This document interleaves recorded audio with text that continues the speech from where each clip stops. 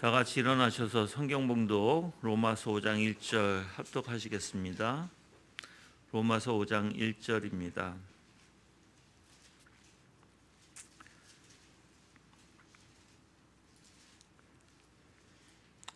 읽겠습니다. 그러므로 우리가 믿음으로 의롭다 하심을 얻었으므로 우리 주 예수 그리스도로 말미암아 하나님과 더불어 화평을 누린다. 아멘. 앉아 주시길 바랍니다. 여러분들이 먼저 내가 여러분들에게 좀 칭찬을 하고 싶어요. 뭐냐면 코로나로 인해서 다들 교회 말에 따라주고 그리고 다들 하나의 마음이 돼서 남을 정죄하기보다는 오히려 남을 도와주려고 하고 어려움에 처해 있는 분들, 지금 코로나로 인해서 지금 힘든 분들이 있죠. 그렇죠? 그 가정들을 돌봐주기 위해서 한 마음 한 뜻이 되게 해주신 하나님의 은혜에 감사드리고, 그리고 수고해 주시는 여러분들께 또한 감사합니다. 오늘도 이 믿음장이에요. 계속해서 칼빈에 대한 믿음을 배울 텐데,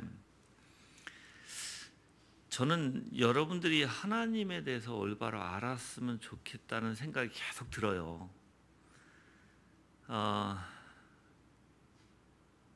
이런 사람이 있을 것 같아요. 내가 누누이 얘기하지만 백신을 안 맞으려고 하는 사람들 있을 것이고, 또한 백신을 맞으라 하는 사람이 있을 것이고, 저는 여러분들에게 백신을 맞으라고 해요. 예. 그래서 그 이유도 제가 다 설명을 하죠. 왜 맞아야 되는지에 대해서. 안 맞는 것보다 맞는 것이 하나님 앞에 더 욕되지 않는다는 것이죠. 남한테 덕이 된다는 것이잖아요. 만약에 우리 교회가 다 안 맞는다고 뻗댕기다가 사회에 생각해 보시면, 사회에 이제 안 맞는다고 뻗댕기다가 다 코로나 요번같이 그러한 일들이 벌렸으면 이 사회가 얼마나 우리 질책할 것이고 하나님의 욕되게 할 것이냐는 거예요.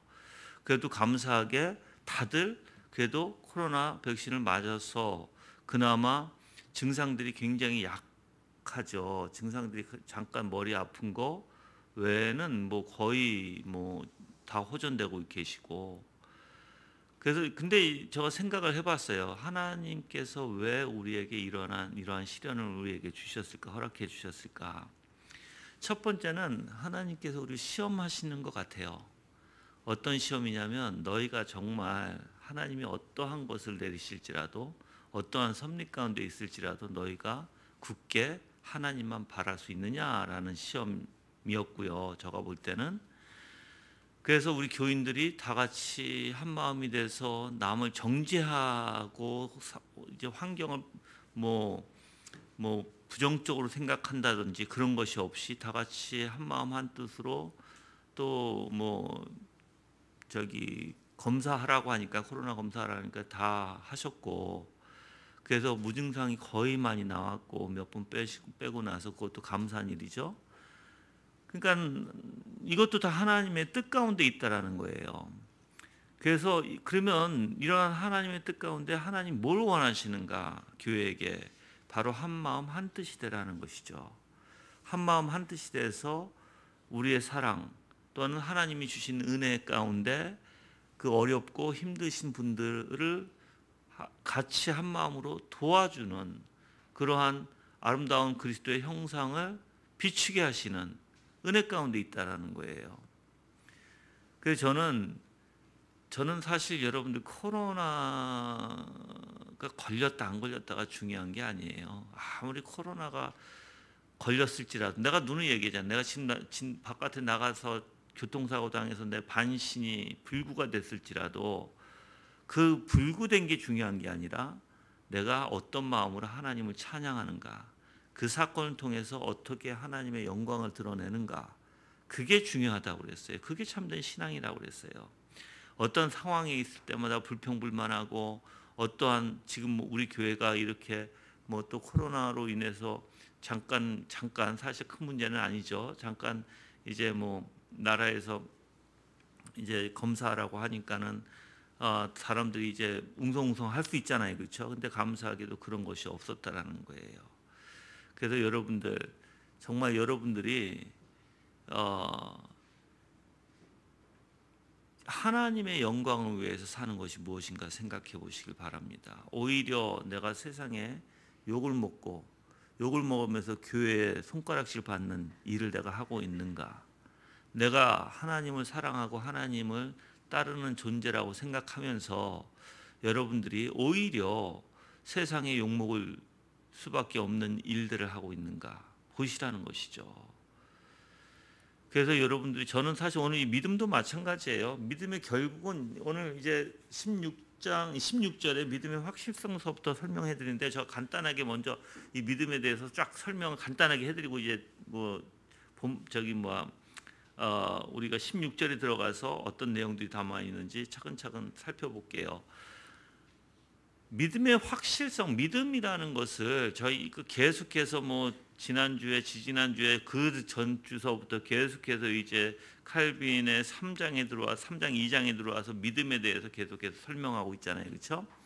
근데 분명한 것은 이 믿음에는 거짓이 있다라는 거예요. 거짓. 근데 이 거짓이라는 믿음이라는 단어가 그냥 이렇게 표현하면 좋을 것 같아요. 구원받지 못하는 믿음과 구원받는 믿음. 우리가 아무리 산을 옮길 만한 그 능력을 갖고 있다 할지라도 사랑이 없으면, 그렇죠? 그러니까는 산을 옮길 만한 믿음을 가지고 있다 할지라도라고 표현하거든요. 그것도 믿음이에요. 근데 사랑이 없으면 그 믿음은 아무것도 아니다라고 얘기해요, 성경에서는. 그래서 우리가 성경에서 믿음이 있는 사람처럼 보였던 사람들이 있죠. 그렇다가 어떻게 돼요? 그들이 다 세상으로 빠져나가고 하나님을 대적하고 하나님께 등져요. 그러면 참된 믿음, 즉 우리가 구원 얻는 믿음은 무엇인가라는 거예요. 구원 얻는 믿음은 이제 하나님을 확신하는 데 있다. 그게 이제 구원의 확실성의 원리라는 거예요. 그러면 어떤 하나님을 확신하는가? 성경에서 내가 배우고 깨달은, 그래서 이 깨달음이라는 단어를 구분하죠. 이제 히브리어로는 야다라는 단어를 쓰고 헬라어로는 기네스코라는 단어를 써요. 구분한다는 거예요. 실질적으로 내가 경험적으로 깨달은 것 같은 그러한 단어를 쓰는 거예요. 그러면 내가 분명히 그 확실성에 있는 것이 중요한데, 우리가 때로는 인간이 죄 잔재가 있잖아요. 그렇죠? 아직까지도 부패성과 우리는 싸움을 하고 있는 존재들이에요. 아무리 중생을 했을지라도 싸우고 있는 존재이기 때문에 성경에서 그 육의 소욕과 성령의 소욕이 둘이 부딪혀서 싸운다고 얘기하거든요. 갈라디아에서 보면. 그러면 여러분이 생각해 보시면 과연 내가 확실하다, 그럼 100% 확신할 수 있을까예요, 이제 이게. 근데 칼빈은 이렇게 얘기해요. 이거는 여러분들 칼빈뿐만 아니라 청교도들도 이렇게 똑같이 얘기를 해요. 분명히 이 싸움에 있어서는 때로는 우리가 연약한 믿음을 가질 때는 어떻게 돼? 의심병이 생긴다는 거죠. 의심이라는 것이, 그렇죠? 그래서 때로는 불평하기도 하지만 또 의심하기도 한다라는 거예요. 그렇지만 절대적으로 확실한 믿음, 즉 참된 구원의 믿음은 좌절하지 않는다. 내가 때로는 의심할지라도 이상하게 내 마음에서 그 의심하는 것과 싸움이 일어난다는 거예요. 반대는 믿음의 원리죠. 그렇죠? 그래서 싸움이 일어나서 내가 믿지 못하는, 확실치 못하는 것을 이 믿음이라는 것이 승리한다는 거예요. 하나님을 더욱더 확신케 된다는 거예요.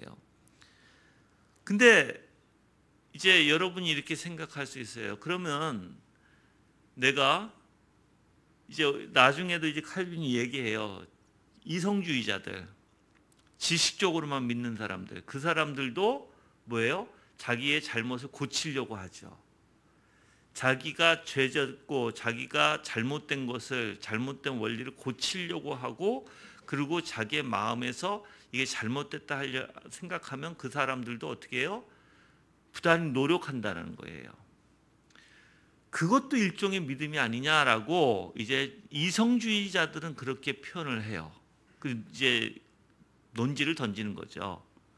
야, 그러면 너희들이 말하는 믿음과 우리가 생각하고 있는 믿음 뭐가 달라? 우리도 노력하고, 우리도 안 하려고 하고, 우리도 열심히 또 하나님을 알아가려고 하고, 그 다음에 그 가운데 어떤 죄가 있을 때 우리가 돌이키고, 내가 안 하려고 하는데 그 믿음과 너희가 흔들려서 두려움 가운데 너희가 씨름하는 것과 뭐가 달라? 겉으로 보기에는 다른 게 없어요. 그렇죠? 근데 거기는 엄청난 큰 차이가 있다라는 거예요. 어떤 차이가 칼빈이 있냐고 물어보면 칼빈이 이렇게 얘기해요. 확신이다 얘기해요. 확신의 차이다. 그래서 확신이라는 것이 무엇인지 올바로 알아야 된다는 것이죠. 우리가 확신해야 하니까 무엇인가 확신하다. 뭐 어떤 경험적으로, 내가 지식적으로, 내 마음적으로 동의를 얻어서 내가 무엇인가 확신하다. 그 이상의 것이에요. 물론 내가 아까도 얘기했어요. 실경이 할 수 있어요. 실경이 할 수 있고 내 마음에서 불신앙이라는, 그래서 연약함이라는 게 나와서 내가 의심할 수도 있어요.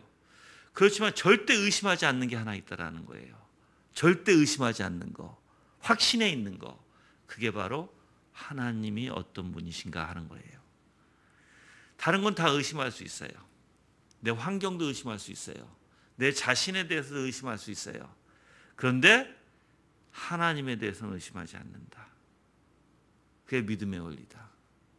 간단히 얘기하면, 또 두 번째로 간단히 얘기하면, 그러면 하나님에 대해서 뭘 아는 것이 확신인가? 바로 그 선하심을 아는 것이 확신이다. 여러분들, 지금 코로나로 인해서 온 전 세계가 지금 난리잖아요. 그렇죠? 하나님이 코로나도 허용하신 거예요. 하나님의 뜻에 있어요. 그럼 그리스도인들은 어떤 마인드에서 어떤 신앙인의 원리를, 이 코로나를 지금 오늘날에 우리가 받아들여야 할까요? 예? 내가 백신을 맞고 안 맞고에 막 그 실경이 하면서 그걸 받아들여야 될까요? 그거는 내가 볼 때는 무의미해요. 무의미해. 여러분들, 내가 누누이 얘기하잖아요. 여러분의 목숨은 코로나 백신을 맞고 안 맞고에서 여러분이 목숨이 왔다 갔다 하는 게 아니다라고요. 내가 병이 들려서 아프고 안 아프고, 백신을 맞고 부작용으로 아프고 안 아프게 원리가 아니라고요. 다 하나님의 주권적 뜻에 있다고요. 중요한 것은 그러면 그 하나님의 주권적 뜻, 내가 백신을 맞고 안 맞고 중요한 게 아니라 분명히 나라에서 맞으라고 하니까. 그리고 우리는 베드로 전서에서 뭐라고 얘기해요? 다 그 정부의 말을 들으라고 하거든요. 그렇죠? 그러면 정부의 말을 들어야 되고, 우리가 더 하나님 앞에, 사람들에게 덕이 되고 하나님 앞에 영광 되는 게 무엇일까?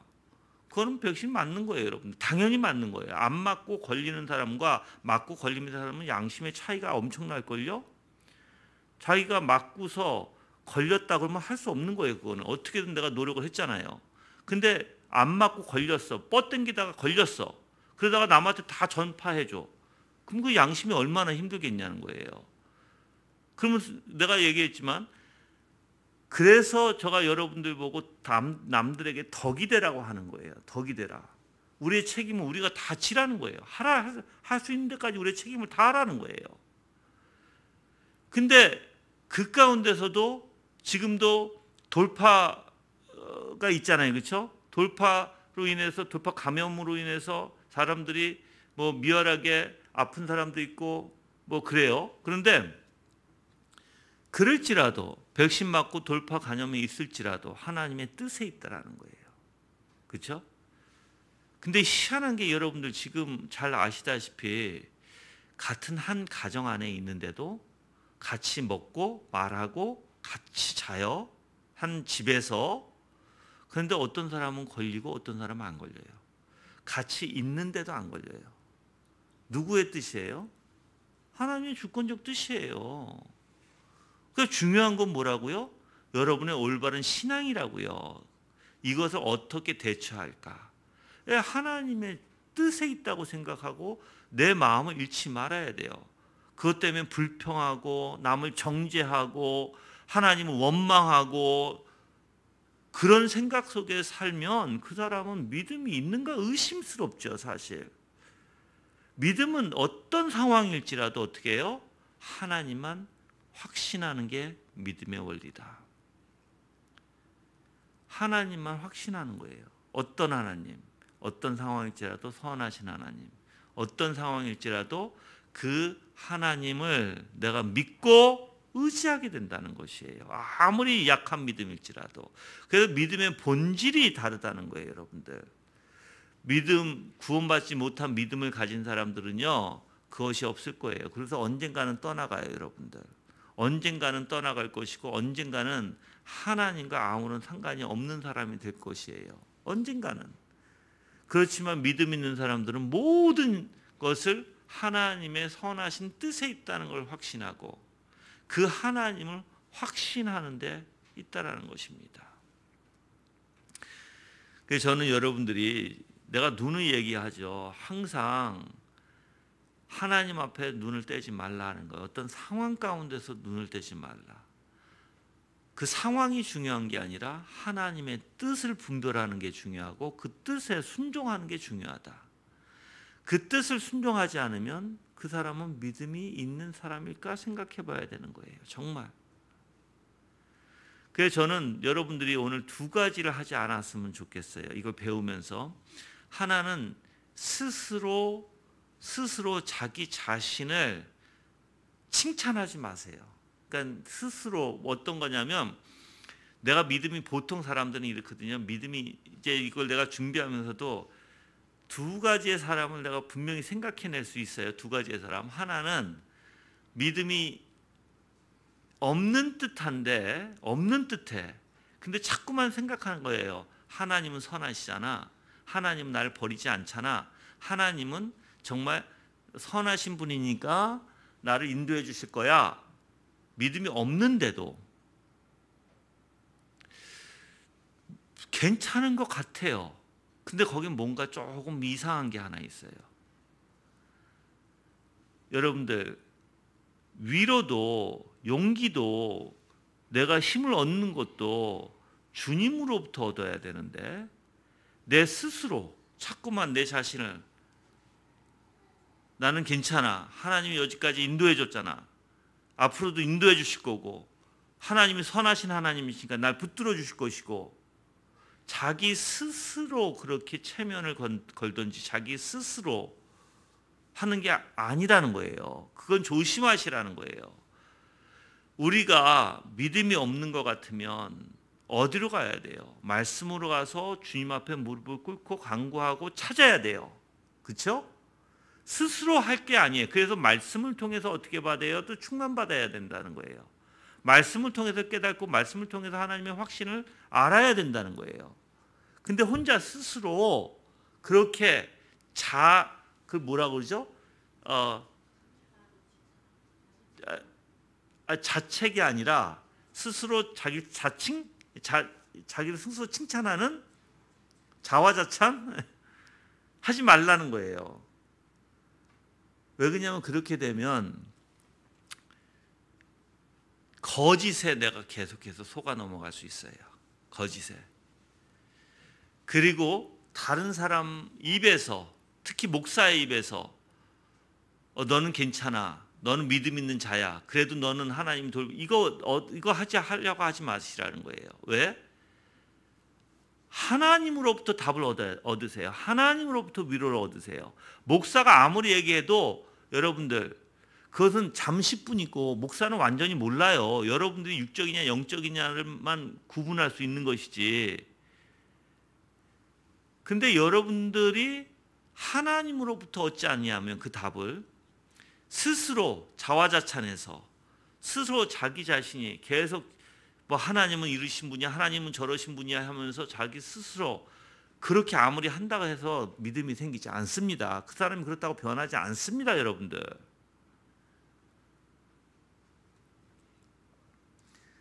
그래서 믿음이라는 것은요 정말 하나님과 그 연합 가운데 하나가 되는, 그래서 하나님을 닮아갈 수 있는, 그게 믿음의 원리예요. 그리스도의 형상을 닮지 않고는 믿음이 있을 수 있다고 얘기할 수 있을까요? 없어요.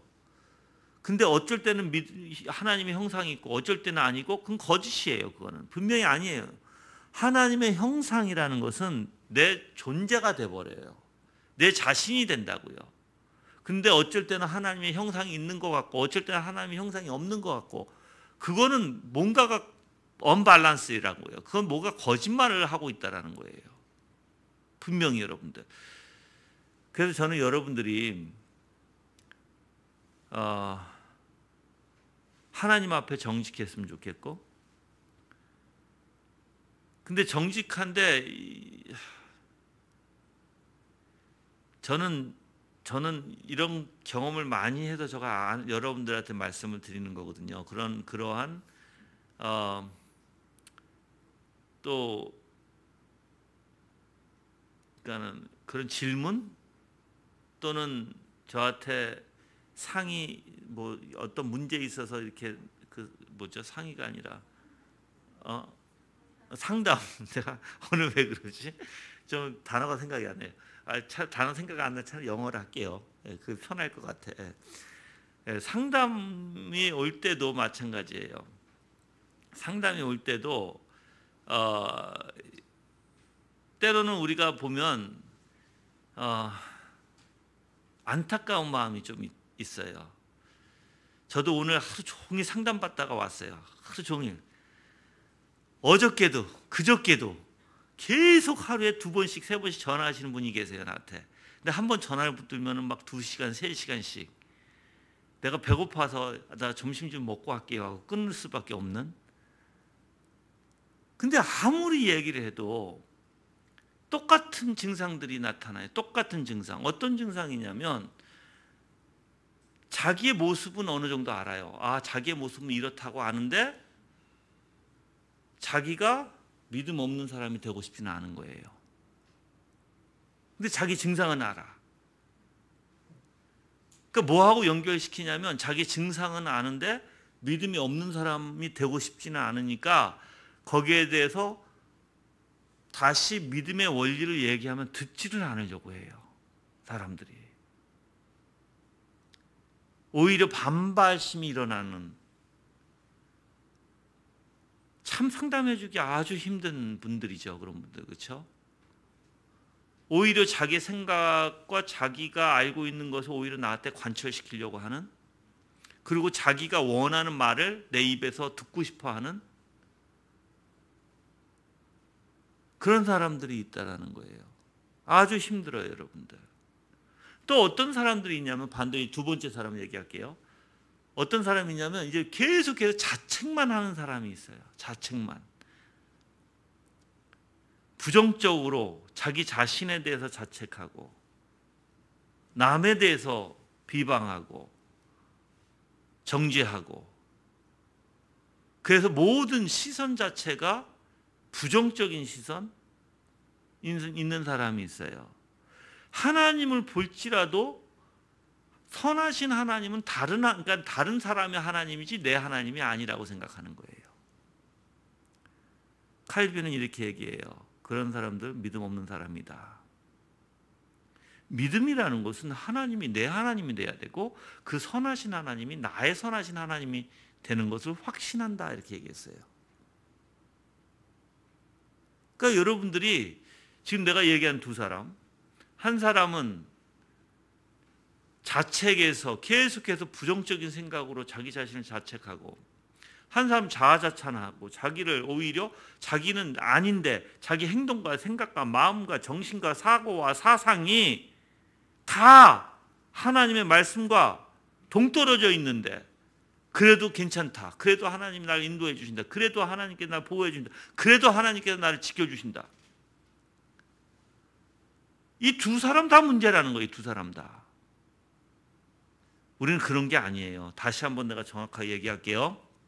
여러분이 믿음이 없는 것 같아요. 어디로 가야 된다고요? 말씀으로 가야 된다. 어떻게 해야 된다? 말씀과 기도로 가서 말씀을 통해서 하나님을 더욱더 배워라. 더욱더 공부해라. 알려고 해라. 또한 책도 읽어야 되고요. 또한 묵상을 통해서 해야 되고요. 설교도 들어야 돼요. 배워야 돼요. 그래서 하나님이 정말 선하신 하나님에 대해서 내가 확신해야 되는 거예요. 확신. 이러한 확신은 하나님이 어떤 분이신지 내 삶에 그냥 머리로만 안다가 아니에요. 저는 확신하는 거예요. 그래서 내 삶에 그 하나님을 아는 하나님이 드러나야 되는 거예요. 열매로. 그래서 제가 여러분들한테 그 선하신 하나님이고 사랑의 하나님이면 내 스스로 자아자찬할 필요가 없어요. 왜? 내가 안다면. 그렇죠? 여기는 왜 자아자찬해? 그 하나님 사랑이신데, 자비신데, 선하신 분인데 나를 이끌어 주실 것이고 나를 지켜 주실 것이고 그 확신한다면 여러분들 내 스스로 내 자신을 하나님이 이루셔, 하나님 저러셔, 그거를 리마인드 할 필요가 없다고요. 왜요? Because I already know. 내가 알고 있다고요. 이미 내 자신이. 그렇죠? 그런데 이제 그렇지 못한 사람들은 자꾸만 자기 자신을 리마인드 해야 돼요. 자기 자신에게 나는 이래, 나는 저래, 하나님은 이셔, 하나님 저러셔 라고 자기 스스로 리마인드. 근데 여러분들 리마인드는 그렇게 하는 게 아니죠. 리마인드는 말씀으로 가서 말씀을 읽고 말씀을 통해서 위로를 받아야 돼요. 그게 올바른 사고라고요. 올바른 사고. 자, 이제 그러면 16절에 가서 보시면 16절에 믿음의 확실성. 이제 저하고 하실 때는 차라리 기독교 강요 책을 갖고 오시든지 하는 게 좋을 거예요. 아니면 그 책, 빨간 책? 예. 그거를 보셔도 되는데 저는 그 책에서 여러분들한테 설명을 하는 게 아니라 기독교 강요 전체를 가지고 제가 영문의 대조를 가지고 여러분들한테 설명하는 거니까 여러분이 차라리 기독교 강요 책을 보고 듣는 게 더 여러분들한테는 유익할 것이다 라는 거예요. 알았죠? 예. 자, 그럼 16절에 가서는 믿음의 확신이라고 되어 있습니다. 주제가 믿음의 확신. 16절에 믿음이 의존하는 중요한 요점에 대해서 말해요. 믿음이 의존하는 중요한 요점. 우리는 하나님께서 제시하시는 자비의 약속들이 우리에게는 전혀 해당되지 않고 다른 사람에게만 해당된다고 생각하지 않는다 이거예요. 않는다. 믿음이라는 것은 하나님께서 주시는 약속이 나에게는 해당이 안 돼. 그 하나님이 나에게는 해당되는 하나님이 아니라 다른 사람에게 해당되는 하나님이야. 이렇게 생각하지 않는다는 거예요. 그 바로 약속을 주신 하나님, 선하신 하나님, 약속을 이루신 하나님이 누구의 하나님이다? 내 하나님이라고 생각하는 게 믿음이다라는 거예요. 그래서 믿음에 의존하는 것이라고 표현하는 거예요. 그래서 오히려 우리가 이제 그 약속들을 마음으로 받아들임으로써 우리의 것으로 삼는다라고 칼빈은 얘기해요. 다른 사람의 것이 아니라 누구의 것? 나의 것. 하나님이 누구에게 베풀어 주신다? 나에게 베풀어 주신다. 그 하나님이 누구의 하나님이다? 나의 하나님이라고 확실하는 거예요. 그게 믿음이다. 근데 다른 사람에게는 베풀어 주는데 다른 사람에게는 약속을 지켜주시는데 꼭 나에게는 주시지 않아. 그건 믿음이 아니다. 그건 뭔가 문제다. 그거는. 알았죠? 예. 그래서 여기서 바울이 이제 로마서 5장 1절에 가서 보면 오늘 말씀이죠. 그러므로 우리가 믿음으로 의롭다 하심을 얻었으므로 우리 주 예수 그리스도로 말미암아 하나님과 더불어 화평을 누린다 이렇게 했어요. 화평을 누린다. 여러분들 이 화평이 어디서 생겨요? 하나님을 믿음 안에서 하나님을 확신하는 데 생겨요. 그래서 화평은 하나님의 심판 앞에서 양심을 담담하고 평안하게 만드는 일종의 보증이다라고 얘기해요. 하나님 심판 앞에서 양심이 담담하고 평안하게 만드는 보증이다. 이 화평이 누구로 말미암아 생겨요? 바로 예수 그리스도로 말미암아라고 얘기하는 거예요. 그래서 이 화평이 없으면 양심은 흔들림 없이 불안에 의해서 고통스러울 것이고 갈갈이 찢기고 말 것이다 라고 얘기합니다. 자, 그러면 화평의 원리를 알겠죠? 화평은 예수 그리스도로 말미암아 하나님과 화평하는 거예요. 그리고 내 마음이, 내 영혼이 화평 가운데 있는 거예요. 그러니까 이 화평에 있는 사람들은 어때요? 내 양심 또한 화평 안에 있어요. 그래서 반대로 화평이 없는 사람, 그러니까 믿음이 없는 사람은 오히려 양심이 힘들어지게 되는 거예요. 그게 너무 어려워지게 되고 고통스럽게 되고, 그래서 불안에 의해서 고통스럽고 갈갈이 찢기고 말 것이다 라고 얘기해요. 그 양심이 이런 어떻게 보면 가련한 망각 상태를 잠시 동안 즐기다가 하나님 심판 때에 대한 기억이 되살아나서 양심은 매우 고통스럽게 분열되기 때문이다라고 칼빈은 얘기하는데, 즉 생각해 보세요, 여러분들. 여러분이 양심 없이 무감각 속에 있을 때는 괜찮죠. 근데 양심이 이제 깨어나기 시작해. 하나님의 심판 때를 보기 시작해. 그러면 어떻게 돼요? 매우 고통스럽게 분열된다 이렇게 얘기해요. 그럼 화평이 이렇게 고통스러운 양심, 갈기갈기 찢겨진 양심, 불안에 의해서 그 화평이 그걸 잠재울 수 있다는 거예요. 그 화평은 뭐라고요? 믿음이라고요, 여러분들. 믿음의 원리에서 나오는 화평이라고요.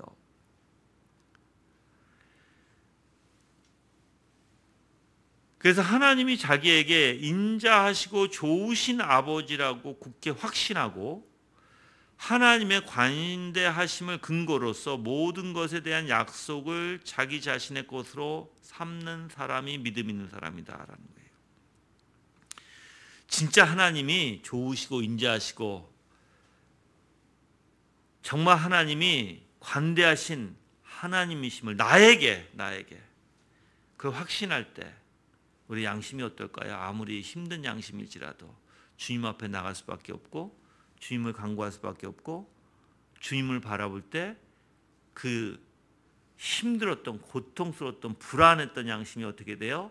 하나님의 관대하심에 인자하시고 좋으신 하나님의 그게 이제 녹아내려지게 되는 거죠. 그래서 하나님은 자신에게 자비로우시고 또한 약속을 통해서 증거들을 우리에게 보여주시고 그 확신을 가지고 하나님 앞에 나가는 자, 그게 참된 구원의 믿음을 가진 자다라고 칼빈은 말합니다. 그래서 내가 얘기했듯이 여러분들이 이게 일치가 돼야 돼요. 다시 한번 얘기할게요. 우리가 하나님은 자비로우셔. 그래, 하나님은 인자하시고 좋으신 하나님이야. 하나님은 관대하셔. 그래서 하나님은 분명히 하나님인 좋으신 분이야라고 자기가 리마인드 계속해서 자기가 되풀이해서 자기 자신에게 그렇게 이야기할지라도, 자 보세요. 내가 불안하고 힘들어. 내 마음은. 근데 나는 계속 내가 불안하고 힘든데 하나님은 자비하셔. 하나님은 은혜로우셔. 하나님은 나에게 좋으신 하나님이야 라고 얘기할 때 잠시는 그렇게 생각하니까 그런 줄 알겠죠. 잠시는. 그렇죠? 근데 뭐가 안 드러나요? 진짜 인자하시고 자비로우시고 하나님이 좋으신 하나님이고 선하신 하나님이 삶에 안 나타나는 거예요. 그냥 잠시는 그렇게 할 수 있다는 거예요. 잠시는. 근데 삶에 안 나타나 이게. 여러분들 정말 인자하시고 좋으시고 관대하시고 자비로우신 하나님이라는 것을 여러분이 확신한다면 삶에 어떻게 살아갈까요? 이 사람은. 제가 살아가는 거 그대로 알려드릴게요. 불안이 없어요. 이 사람은. 부정적인 시각도 없어요. 왜? 모든 게 하나님의 뜻인데? 지금 코로나도 하나님의 뜻인데? 내가 코로나 걸린 것도 주님의 뜻 가운데 있는데? 불안이 없어요. 그 부정적인 생각이 없는 거예요. 부정적인 생각이. 그리고 뭐든지 하나님의 뜻에 있다는, 선하신 뜻에 있다는 걸 믿어요. 이 사람은. 뭐든지 선하신 뜻에 있다는 거. 그래서 그 선하신 하나님을 바라보게 되고 내가 그렇게 살아가게 돼요. 삶에. 그 확신을 가지면. 그렇잖아요. 내가 그런 확신이 있으면 그렇게 살게 되죠. 그렇죠? 근데 이걸 믿지 못하는 자들 막 불안해하고 불평하고 자기의 생각이 가득 차서 자기의 생각으로만 말하고 그러니까 하나님은 온데간도 없죠. 하나님의 역사하심이 무엇인지 하나님의 선하신 뜻이 어떻게 우리의 삶에 지금 벌어지고 있는지 그거 보지 못하는 거예요. 이 사람들은 온통 자기의 눈에 가리워졌을 뿐이에요. 온통 자기의 생각에. 여러분들 지금도 물어볼게요. 지금 힘든 시대에 지금 특히 우리 교회 안에 하나님의 역사하심, 하나님의 선하신 뜻이 있어요, 없어요? 있죠. 그걸 바라보시라고요. 그거를. 그게 무엇인지 발견하고자 하는 사람. 근데 어떤 사람은 지금 우리 교회가 이렇게 됐으니까 부정적인 생각 속에서 불평만 하고 정죄만 하고 자기 생각에 갇혀서 오직 자기의 생각만 얘기하는 사람. 하나님이 없는 사람이에요. 그 사람은 믿음 있다 할 수 없는 거예요, 여러분들. 그런 사람들은.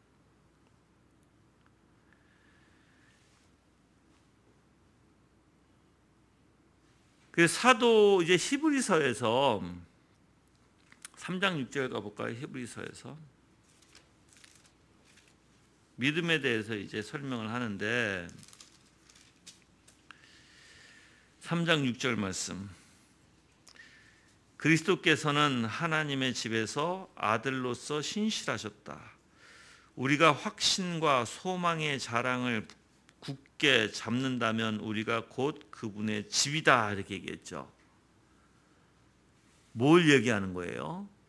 여기서는 지금 천국의 유업을 확신 있게 자랑하는 사람만이 주님께 올바르게 소망을 둘 수 있다고 생각하는 것이다라고 칼빈은 말해요.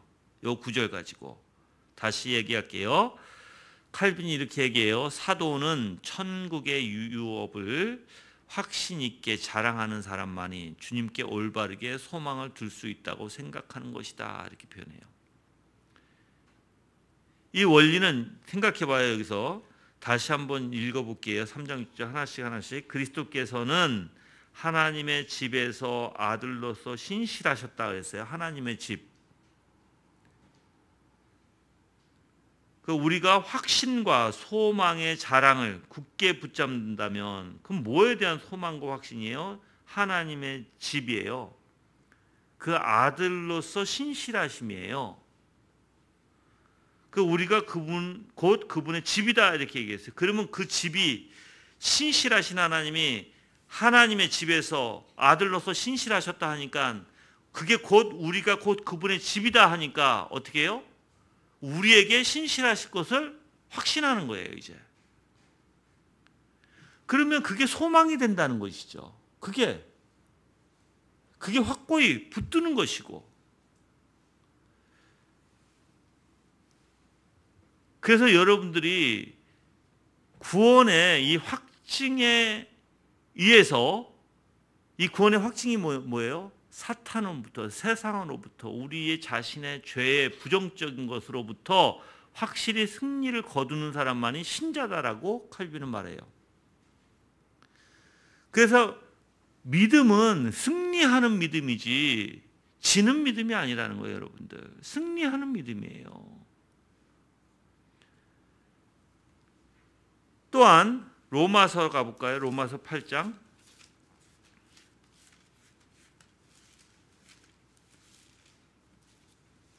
38절에서 39절이에요.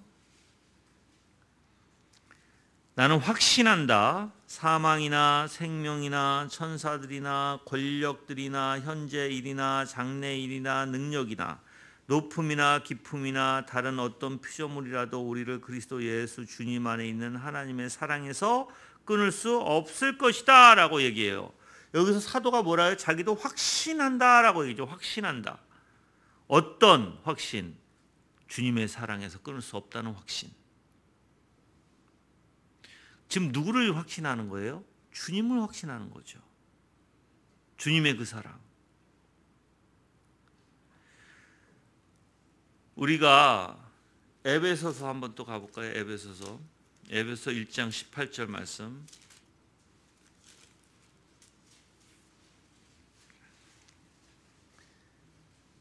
너희의 마음의 눈을 밝히셔서 그분의 부르심의 소망이 무엇이며 성도 안에 있는 그분의 유업의 영광의 풍성함이 무엇인지 이렇게 얘기하죠.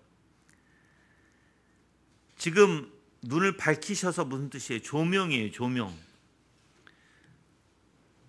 그래서 지금 사도 바울은요, 우리가 이제 부름을 받아 가지게 되는 영원한 기업의 소망이 무엇인지 만약에 분간하지 못한다면 우리의 마음의 눈이 올바로 조명되어 있지 못하다라고 얘기하는 거예요.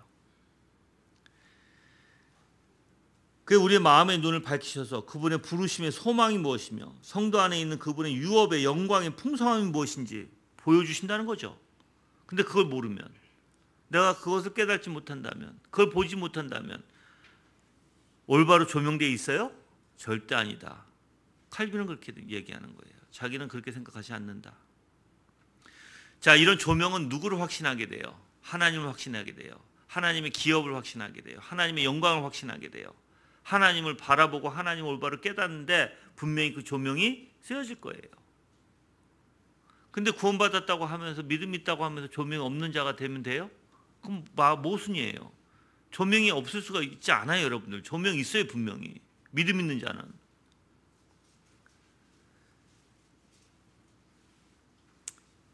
그래서 칼빈은 이렇게 얘기해요. 바울은 언제나 가르치는 게 동일한데, 즉 하나님의 선하심으로부터 커다란 확신이라는 결실을 얻어내지 못한다면 하나님의 선하심을 올바로 이해하지 못하는 것이다 라고 얘기해요. 그럼 뭘 얘기해요? 확신이라는 결실. 하나님이 선하심인데 그 확신이라는 결실을 우리의 삶에서 나타내지 못한다면, 그렇게 살아가지 못한다면 하나님의 선하심을 올바로 이해하지 못한 것이다 라고 얘기해요. 굉장히 의미심장한 말이죠. 왜 의미심장해요? 저는 다시 한번 얘기할게요. 저는 여러분들한테 유익된 거를 얘기할게요. 여러분이 듣고 싶지 않아도 할 수 없는 거예요. 이거는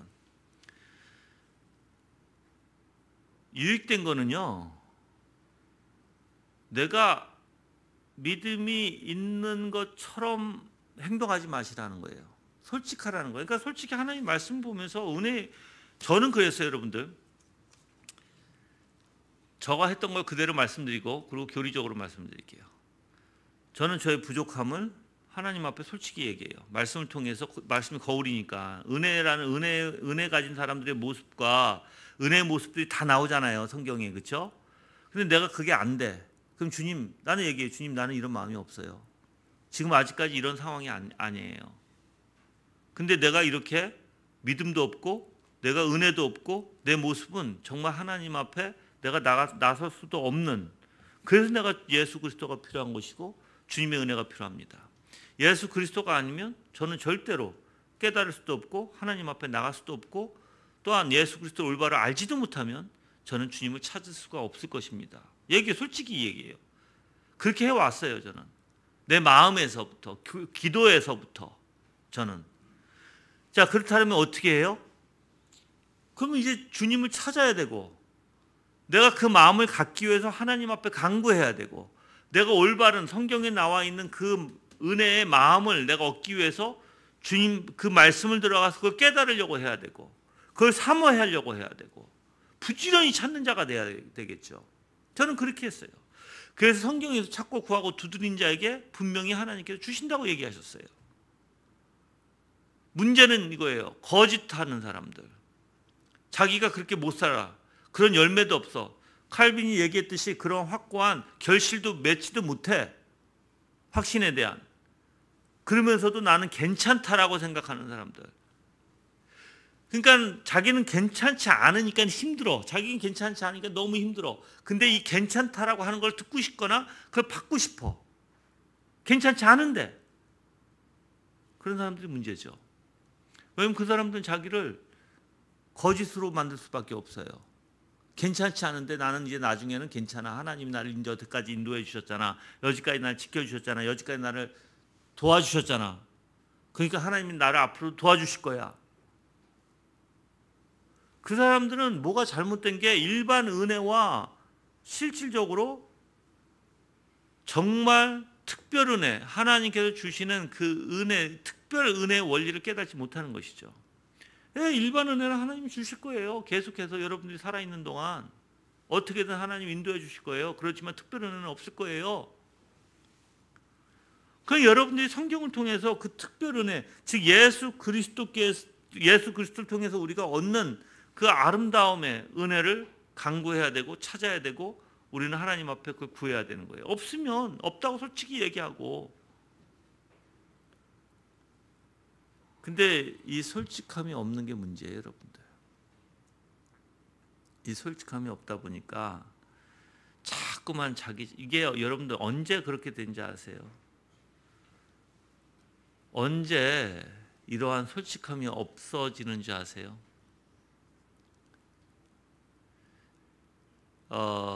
자기 자신이 지쳤을 때예요. 이제 자기는 너무 자기 자신을 봐도 너무 아니야. 이제 점점 지쳐. 근데 계속해서 붙들고는 싶어. 계속해서 하나님이 나를 그래도 붙들어 주실 거라는 그 사고를 갖고 싶은 거야. 그걸 하나님이 날 붙들어 주시고 있다라는 것을. 그러니까 벌써 이 생각과 마음은 다 지쳤어. 너무 오랜 세월 동안 그거 가지고 실경이했어. 그러니까 이제 어떻게 해요? 떨어져 나가고 싶지는 않고 은혜가 없는 것도 싫고 그러니까 이제 자기 스스로 자아자찬하기 시작하게 돼요, 여러분들.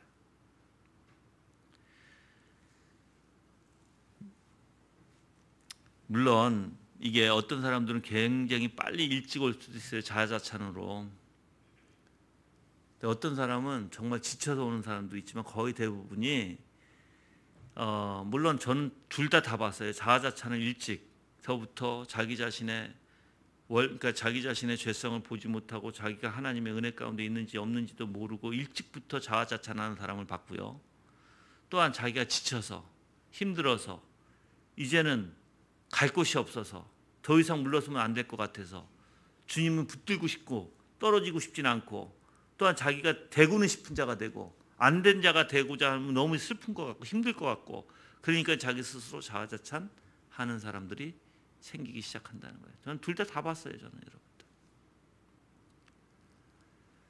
근데 둘 다 도움이 안 된다. 여지껏 저거 봐온 결과 도움이 안 된다. 성경적으로도 도움이 안 돼요. 성경에서는 하나님이 그렇게 하라고 얘기하지 않아요. 회개하라고 하지. 스스로 자아자찬해라 하지 말아요. 그런 소리 안 해요. 하나님은. 하나님 앞에 나와서 회개하라. 근데 제가 사람들이 회개하는 걸 모르는 것 같아. 진짜로. 내가 죄로부터 돌이키는 거라니까 죄로부터 돌이키면 그냥 되는 줄 아는가 봐. 그러니까 돌이켜 안 할게. 저런 죄니까 이제 안 할게 하면 되는 줄 아나 봐요. 그거는 첫 번째 단계예요. 그거는 거기서 회개가 일어나지 않아요. 진짜 회개하려면 주님 앞에 나가야 돼요. 진짜 회개하려면 자기 자신의 모양 모습 그대로 자기의 비참함. 근데 비참함이 없으면 회개가 안 되어지거든요, 이게. 그럼 자기 자신의 비참함을 인정하고 주님 앞에 나가서 주님 나는 이러한 존재입니다 하고 겸손함이 우러나와야 돼요. 근데 그것을 자꾸만 여러분이 우러나오지 않더라도 간구하셔야 되고 그렇게 마음에서부터 주님을 찾는 마음이 생겨야 되는 거예요, 여러분들. 그게 없으면 또 그걸 간구하셔야 되고. 그러니까 주님 앞에 나가는 게 우선이거든요. 근데 주님 앞에 나가지 않고 자자찬해버리면 그건 여러분한테 아무 유익이 될 수 없어요, 유익이 여러분들. 그건 오히려 슬픈 거예요. 진짜 슬픈 거예요. 그래서 이제 17절에 가서 제가 아마 17절까지만 할게요. 17절에 가서 이 17절의 내용이 뭐냐면 시험과 싸울 때 믿음 이렇게 돼 있어요. 시험과 싸울 때의 믿음. 어떤 이들은 이렇게 말한다라고 칼빈은 얘기해요. 제가 읽어드릴게요. 어떤 이들은 아까 다 얘기한 내용이에요. 신자들은 서로 다른 것을 경험한다. 신자들은 자신들을 향한 하나님의 은혜를 인식할 때도 자주 그들에게 임하는 불안으로 시련을 겪을 뿐 아니라 극심한 공포로 자주 흔들린다. 그들의 마음을 괴롭히는 시험은 너무나 거세여서 저 믿음의 확신과는 공존할 수 없는 것 같이 보인다. 지금 무슨 뜻이냐면 어떤 사람들이 말을 하는데 신자들도 은혜를 경험하고 인식하지만 그 안에는 불안이 섞여 있다는 거예요. 불안이 섞여 있고 시련을 겪을 수 있고 그리고 극심한 공포로 자주 흔들린다는 거예요. 신자들도 성도들도. 그들의 마음을 괴롭히는 시험은 너무나 거세서 믿음의 확신과는 공존할 수 없는 것 같이 보인다 이렇게요. 틀린 말 아니죠. 어떻게 보면. 그렇죠? 비슷한 말이에요. 근데 이것을 우리가 올바로 짚고 넘어가지 않으면 우리는 아까도 얘기했어요. 우리가 그러면 신자들도 어떤 이들이 말한다는 건 잘못된 거예요. 어떤 이들이 어떤 사람도 성도들이 불안해하고 공포에 마음을 괴롭히는 그래서 믿음의 확신을 가지고 있지 못하는 그런 원리도 있잖아. 맞는 소리인 것 같아요. 그렇죠? 이 부분에 대해서 올바로 알아야 될 거예요. 자, 그런데 칼빈은 이렇게 얘기해요. 우리는 믿음이 확실하고 확고한 것이어야 한다고 가르친다 이렇게 얘기했어요. 믿음은 확실하고 확고한 것이어야 된다. 의심의 기미가 없는 확증이나 어떤 불안에 의해서 침식당하지 않는 확신은 상상할 수 없다. 무슨 뜻이냐면 맞아, 우리도 그런 게 있어. 우리도 때로는 불안해. 우리도 때로는 시련 때문에 우리가 어떤 공포 때문에 믿음에 대한 확신을 가질 수도 없을 수도 있어. 칼빈이 얘기하는 거예요. 그렇지만 거기는 확실성이 있어. 그렇지만 자, 그래서 칼빈은 이렇게 얘기해요.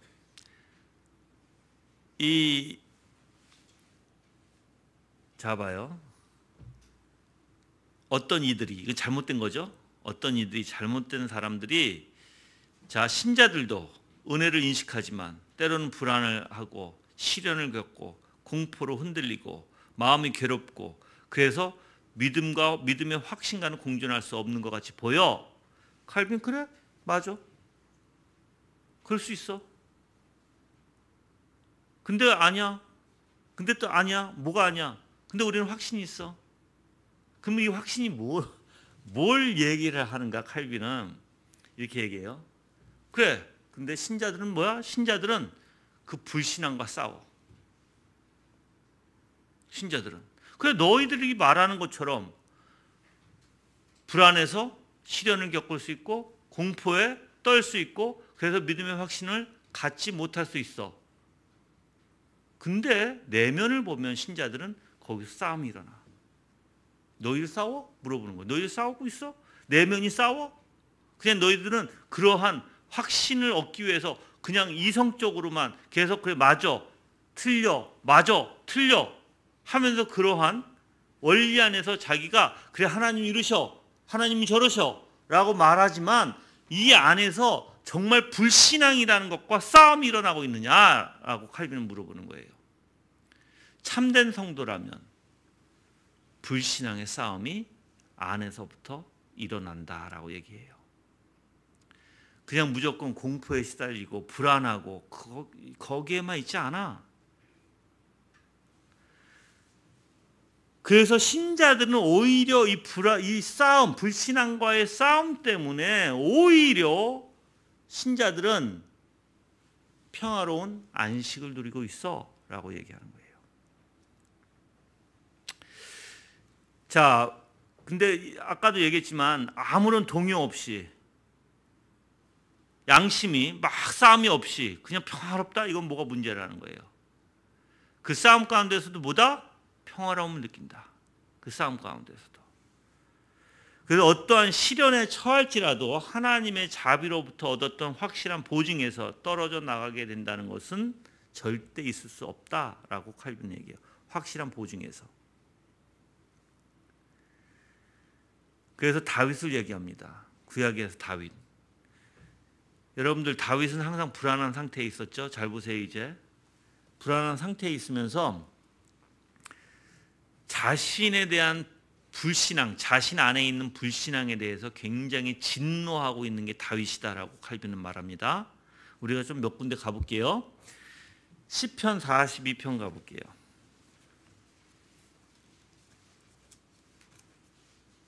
시편 42편 5절 먼저 읽을게요. 그리고 11절 갈게요. 내 영혼아 내가 어찌하여 낙담하며 내 속에서 불안해하느냐.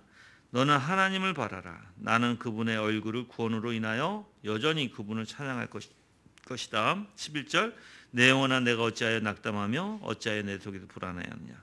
너는 하나님을 바라라. 나는 나의 얼굴의 구원이신 나의 하나님이 여전히 찬양할 것이다. 지금 여기서 뭐예요? 불안과 싸우죠. 그렇죠? 신자들은 이러한 불안, 내 안에 부정적인 불신앙과 어떻다고요? 싸움이 일어난다고요.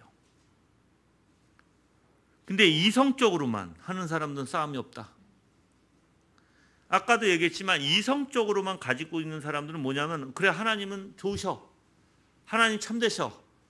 자아자찬하면서 자기 스스로를 self-hypnotize, 그러니까 자기 스스로 체면을 걸어서 자기 혼자 자아자찬에 빠져서 괜찮다라고 잠시 모면할 뿐이에요. 이렇게 자기 안에 있는 불신앙과 싸우지는 않아요. 불신앙과 싸우지는 않아요. 또한 43편 5절 볼게요. 똑같아요. 내 영혼아 내가 어찌하여 낙담하며 어찌하여 내 속에서 불안해하느냐. 너는 하나님을 바라라 하고 싸우죠. 그 불안과 낙담과. 그렇죠? 그리고 너는 하나님을 바라라. 나는 나의 얼굴의 구원이신 나의 하나님을 여전히 찬양할 것이다. 반대가 일어난다는 거예요.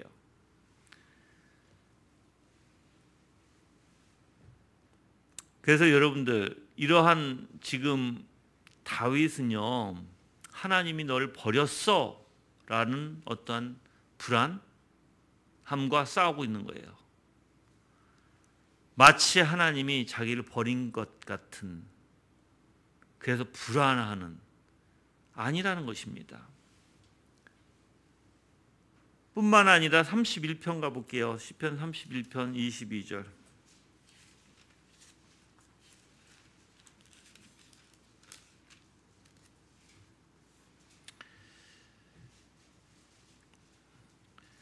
내가 다급할 때 내가 주님의 목전에서 쫓겨났다 말하였으나 내가 주께 부르짖었을 때 주께서 나의 간구하는 소리를 들어주셨다. 여기서도 반대죠.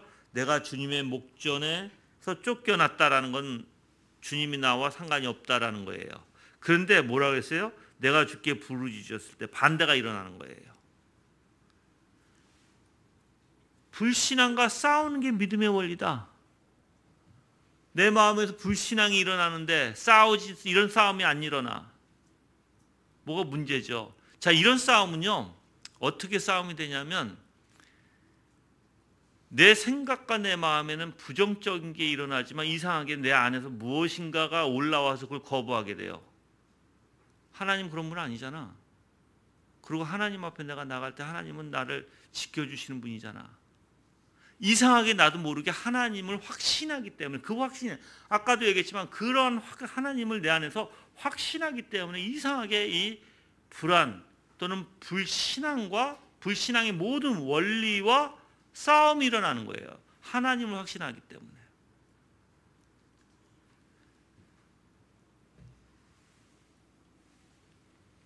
그래서 지금 이 칼빈은 이렇게 얘기해요. 다윗은 역시 불안함과 비참한 혼란 속에 자기 자신과 논쟁하고 있으며 실로 하나님의 속성에 대해서까지도 논쟁을 벌이기 시작한다 이렇게 했어요. 그러면서 시편 77편을 얘기해요.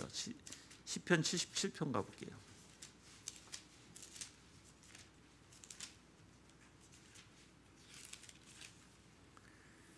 27절 주께서 영원히 버리셨는가? 다시는 은총을 베풀지 않으시려는가? 주님의 인애를 영영히 끊으시려는가? 그분의 약속도 이제 끝났는가? 하나님께서 은혜를 베푸시는 것을 잊으셨는가? 노하셔서 그분의 긍휼을 막으셨는가? 지금 무엇을 얘기하는 거예요? 의심하는 거잖아요. 그렇죠? 근데 10절에 가볼게요. 자, 근데 이제 10절 11절 내가 말하기를 지존자의 오른손에 해 이것이 나의 슬픔이다 하였다. 곧 여호와께서 하신 일을 나는 기억하겠습니다. 참으로 옛날에 하신 주님의 놀라운 일을 나는 기억할 것입니다. 내가 주님의 모든 일을 묵상하며 주께서 하신 일을 되새기겠습니다. 무슨 뜻이에요? 반대가 또 일어나죠. 이게 바로 믿음의 원리라는 거예요. 하나님 확신하는. 그래서 칼빈은 확신에 대한 원리를 그렇게 사용하고 있어요.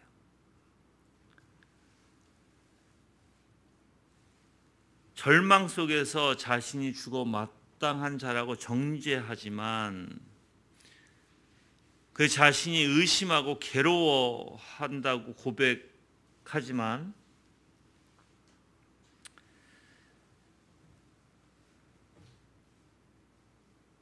그래서 하나님께서 이 다윗을 버리셨고 한때 도움이 되셨던 그 하나님께서 손을 거두어서 파멸 가운데 몰아넣으실 거라고 느껴지지만 거기서 다윗은 멈추지 않고 오히려 하나님을 바란다고 얘기해요.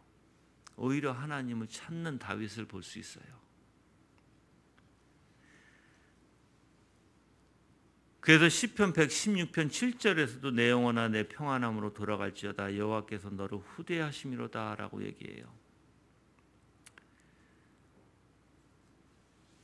어떠한 시련 속에서도 또 믿음은 경건한 자들의 마음을 분명히 붙들어 줍니다. 그리고 그 효력이 대단하다고 나와요. 시편 92편에 가볼게요. 시편 92편 12절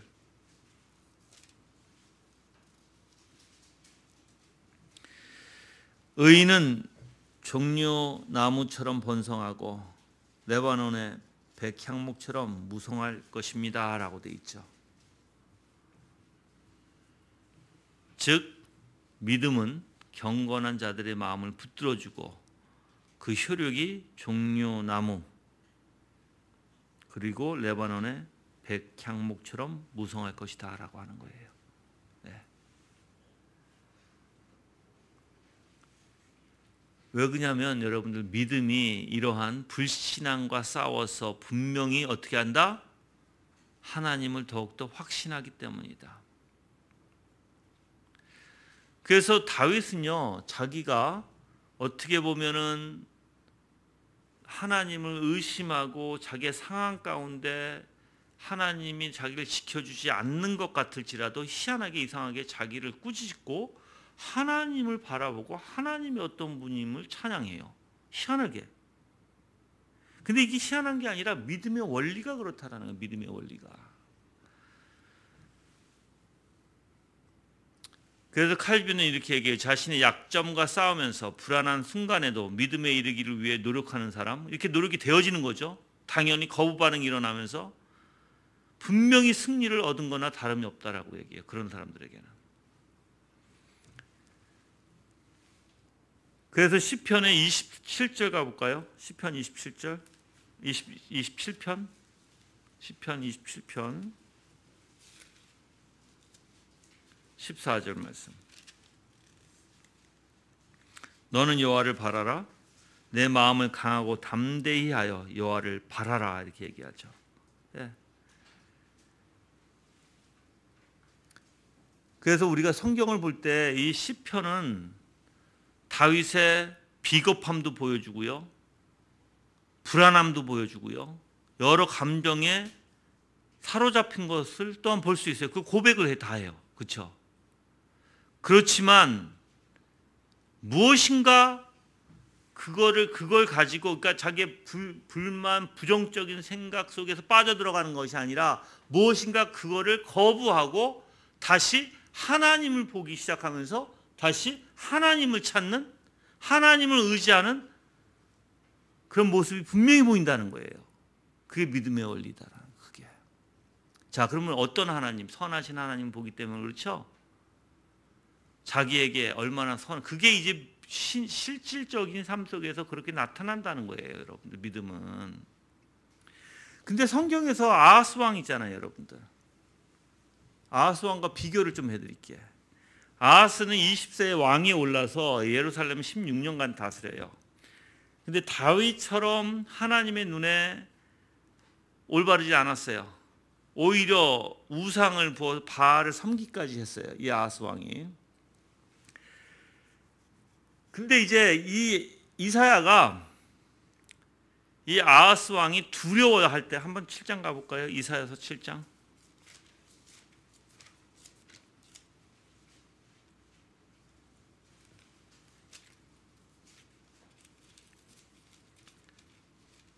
장 4절.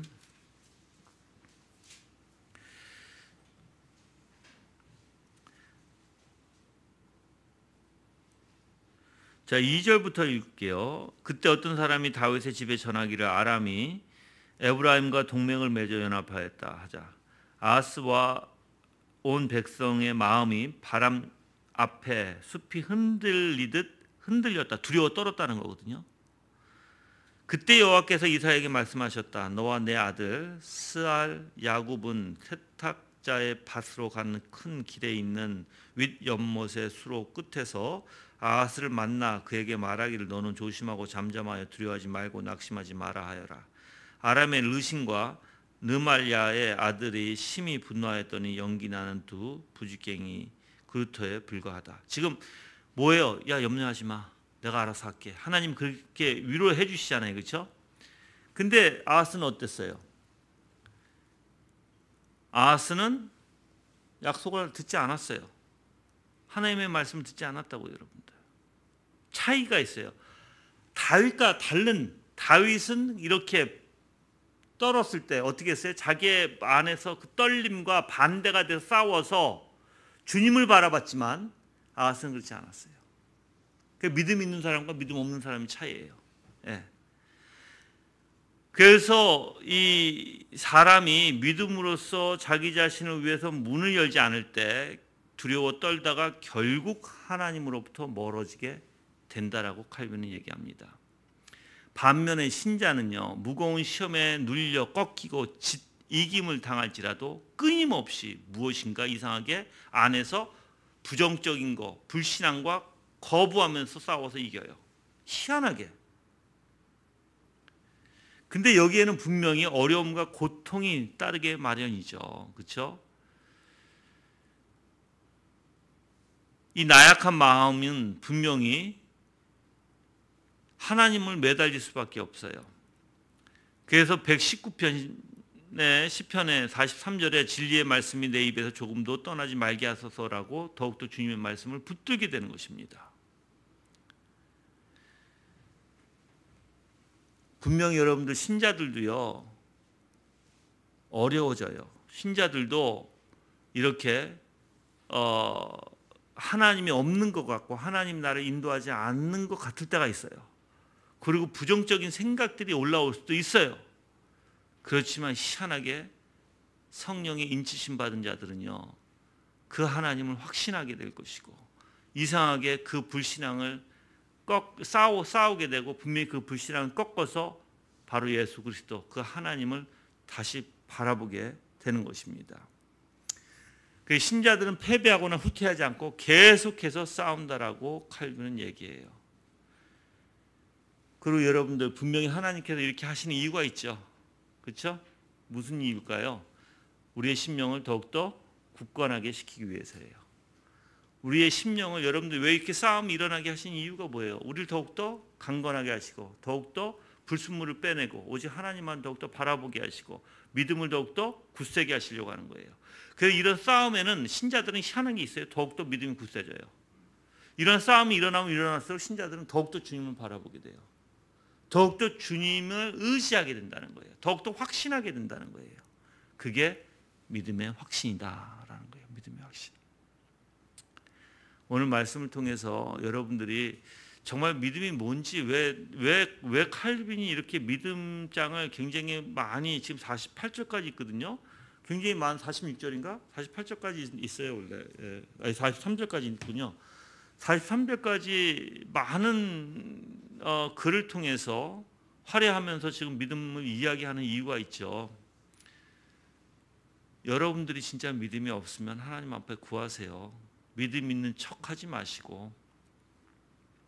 안 좋아요. 내가 누누이 얘기하지만 믿음 있는 척하지도 마시고, 누구로부터 위로받으려고 하지도 마시고, 누구로부터 말을 들으려고 하지도 마시고, 그냥 하나님으로부터 위로받으세요. 그리고 하나님으로부터 성령께서 여러분 안에서 확신할 수 있도록 하는 게 가장 좋은 거예요. 그 동기 자체가 다르잖아요. 내가 하나님을 의지하는 것과 정말 하나님 앞에 나가서, 아니면 사람의 말에, 자기 자신의 자아자찬하면서 사람의 말에 휘둘리고 있는가, 분명히 다르잖아요, 여러분들. 그거는. 그러니까 여러분이 정말 하나님이 어떤 분인지 알려면 정직한 게 좋아요. 근데 나는 그게 이제 가장 저가 해야 할 일 중에서도 하나가 뭐냐면, 여러분들 착각과 망상을 깨트리는 거예요. 그거 정말 힘들어요, 여러분들. 여러분이 믿음이 없는데, 내가 아무리 봐도 믿음이 없는데 본인은 믿음 있는 척, 또 본인은 믿음 있는 것처럼 생각하고 말하는 사람들이 굉장히 많아요. 굉장히 많아요.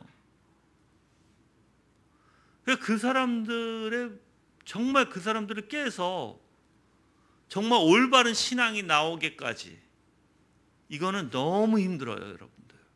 그 망상과 착각, 어둠 가운데 있는 그것을 그들은 깨려고 하지 않아요. 자기는 괜찮다라고 생각해요. 괜찮으면은 분명히 열매가 나와야 될 거 아니에요. 잘못된 동기와 잘못된 생각 속에서 잘못된 것이, 부정적인 게 있고, 자기의 불만이 있고, 자기의 생각이 갇혀서 사는데 어떻게 해서 뭐가 나올 것 같아요? 그 사람들 생각과 마음에, 말에, 행동에, 삶에서 다 자기 생각과 자기의 생각이 나올 거 아니에요. 자기 마음에 있는 게 나올 거 아니에요.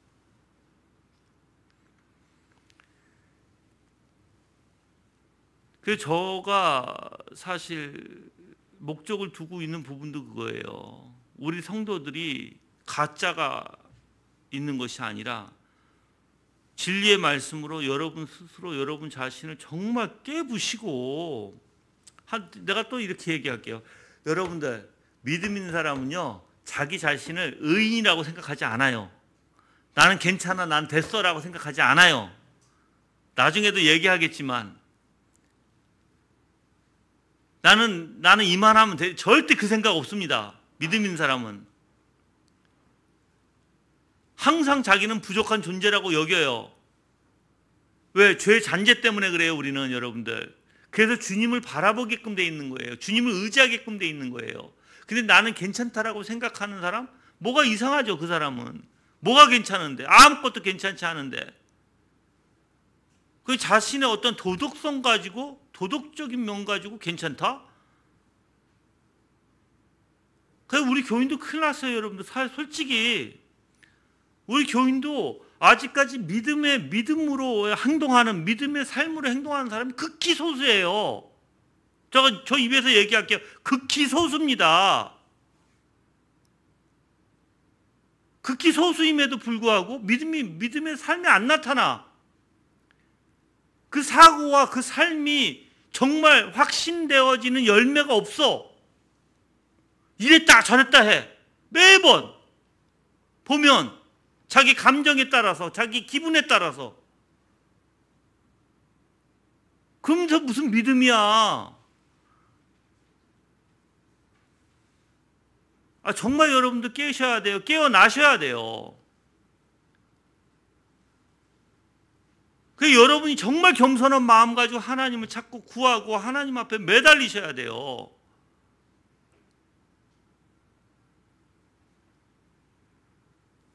성경에서 답을 하잖아요. 성경에서 믿음 있는 사람들의 모습을 보이잖아요. 하나님 앞에 은혜 받은 사람들의 모습이 나오잖아요. 누가 됐든 간에 구약에서부터 신약까지 다.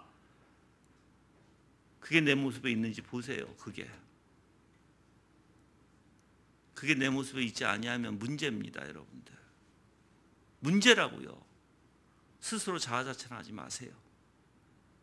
내가 얘기했지만 정말 성경에서 은혜의 모습이 정말 드러나는 사람은 우리 교회에 소수라고요. 매우 소수예요. 그래서 걱정되는 게 있어요.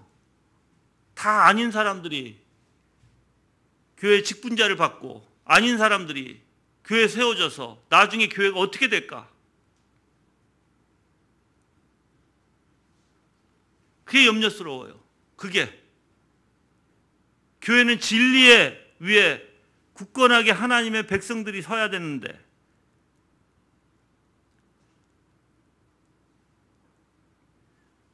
참. 그래서 여러분들 정말 여러분들 하나님께서 저는 사실 이모저모로 하나님께서 우리 교회를 시험하셨으면 좋겠어. 이모저모로. 물론 힘들 거예요. 어려울 거예요. 매우 힘들 거예요, 여러분들. 하나님이 시험 주시면. 근데 드러날 건 드러나야 될 거 아니야, 이제. 그렇죠? 가짜들이 다 드러나야 될 거 아니야. 그래서 본인이 가짜라는 거 알아야 될 거 아니야. 그 시험을 통해서. 그리고 하나님 앞에 엎드려져야 될 거 아니에요. 저는 그렇게 되는 교회가 되기를 바랍니다. 정말. 오늘 말씀 여러분이 정말 생각해 보시고 주님의 은혜 가운데 내가 조금이라도 불신앙이 있다고 한다면 그래서 내 마음에서 불신앙과 싸움이 있지 않고 나 혼자 자아자찬하려고 하고 나 혼자 만족하려고 하고 정말 하나님이 성령께서 세워주는 믿음 안에서 해야 되는데 그게 아니라면 주님을 구하세요. 주님을 아세요. 주님을 더욱더 배우려고 하시고 알아가려고 하시고 내가 마음을 주님 앞에 두려고 하시고 주님을 사랑하려고 하시고 그걸 소망하고 동경하세요. 그거를. 그렇지 않으면 안 돼요, 여러분들. 다 같이 합심으로 기도하겠습니다. 주님의 은혜 가운데 정말 우리가 부족함이 너무나 많은데 우리에게 은혜를 주시고 하나님께서 어떠한 시험을 하실지라도 우리 교회가 거짓이 아닌 참된 성도로서 자라며 참된 성도들로서 채워질 수 있는 그러한 교회가 되게 해달라고 다 같이 간구하는 시간 갖겠습니다. 기도하시겠습니다.